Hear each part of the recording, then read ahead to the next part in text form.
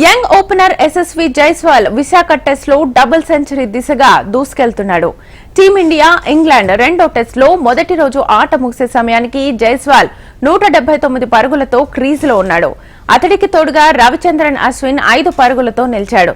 మొత్తం 257 బంతులు ఎదుర్కొన్న జైస్వాల్ 17 ఫోర్లు 5 సిక్స్లు కొట్టాడు.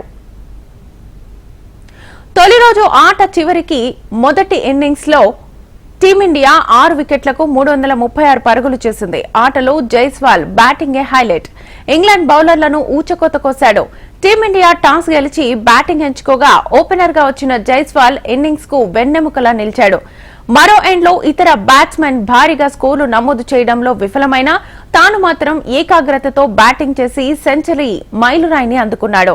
కెప్టెన్ రోహిత్ శర్మ 14, శుభ్మన్ గిల్ 34, శ్రేయాస్ అయ్యర్ 27, రజత్ పాటిదార్ 32, అక్షర్ పటేల్ 27, కేఎస్ భరత్ 17 పరుగులు చేశారు. ఇంగ్లాండ్ బౌలర్లలో Shoaib Bashir 2, Rehan Ahmed 2, Anderson 1, Tom Hartley 1 wicket తీశారు.